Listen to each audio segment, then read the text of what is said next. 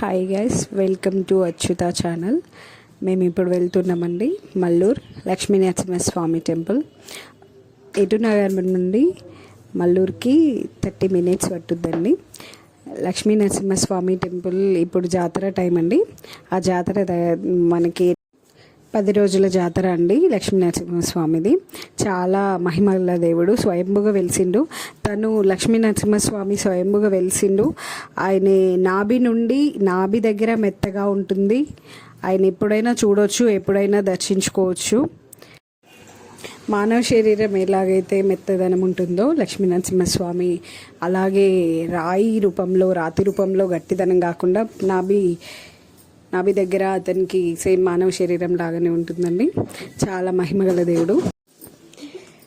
తన నాభి దగ్గర నుండి ఏదైతే చీము రూపకంగా వస్తుందో అది పిల్లలు కలగని వారికి ఆ స్వామివారి ప్రసాదంగా ఇస్తారు.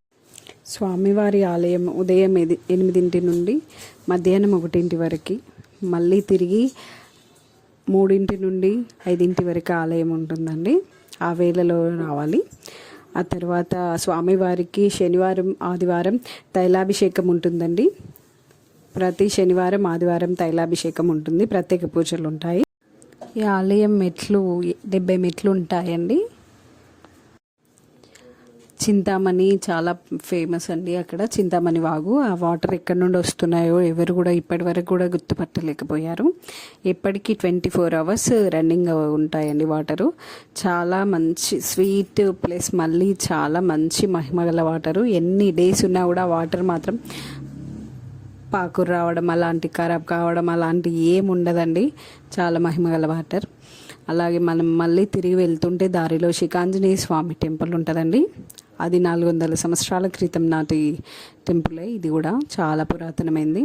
కాకతీయుల కాలంలో వాళ్ళు చెక్కించినటువంటి ఆంజనేయ స్వామి టెంపుల్ అండి. చాలా మహిమగల దేవుడు ఆయన. ఈ లక్ష్మీనరసింహస్వామి అలాగే కిందికి వచ్చాక స్వామివారి ఆలయ ప్రాంగణంలో ఒక కొలను ఉంటుందని, ఆ కొలనులో ఎంత వాటర్ ఎప్పుడు ఏ కాలమైనా వాటర్ అసలు తరగవండి. కేవలం ఆ వాటర్ స్వామివారి అభిషేకాలకి స్వామివారి ప్రసాదాలకి మాత్రమే ఉపయోగిస్తారు. వేరే ఆ వాటర్ని దేనికి యూజ్ చేయరు. ఆ తర్వాత ఆ కొలను ఎప్పటికీ అవి వాటర్ ఊరుతూనే ఉంటాయండి. ఆ కొలను ఎవరు వెళ్ళకుండా దానికి లాక్ చేసేసుకుంటారు. స్వామివారి ప్రసాదాలకు మాత్రమే వినియోగిస్తారండి. అలాగే శిఖాంజనేయ స్వామి గురించి చెప్పాలంటే గుట్ట కిందికి వచ్చాక దిగాక కుడివైపు ఉంటుందండి. చాలా లోపలి కొంచెం అడవిలో ఉంటుంది. చాలా మహిమగల దేవుడు ఆయన. ఇప్పుడు మేము వెళ్తున్నది కూడా చింతామణి వాగు దగ్గరికేనండి. వాటర్ అక్కడ చింతామణి వాటర్ ఏదైతే మనం బాటిల్స్ కానీ ఏమైనా తీసుకెళ్ళి ఆ వాటర్ ఇంటికి తీసుకెళ్ళొచ్చండి. స్టోర్ చేసుకోవచ్చు. ఎన్ని డేస్ ఉన్న వాటర్ మాత్రం ఎప్పుడు కూడా అలాగే ఉంటాయి. అదే స్వీట్నెస్, అలాగే ఎప్పటికీ అదే తేటగా స్వచ్ఛంగా ఉంటాయండి. అవి ఎక్కడి నుండి వస్తున్నాయి కూడా ఎవరు కూడా కనిపెట్టలేదు ఇప్పటివరకు. చాలా మంచి వాటర్. ఎవరికైనా అనారోగ్య సమస్యలు ఉన్నాయి, ఏ ప్రాబ్లం ఉన్నా ఇల్లు శుద్ధి చేసుకోవడానికి కూడా యూజ్ చేస్తారండి. ఈ వాటర్ తాటిబెరడు నుండి వస్తున్నాయండి. ఇంకా ఇన్ఫర్మేషన్ కావాలంటే please like, share, subscribe. Thank you so much.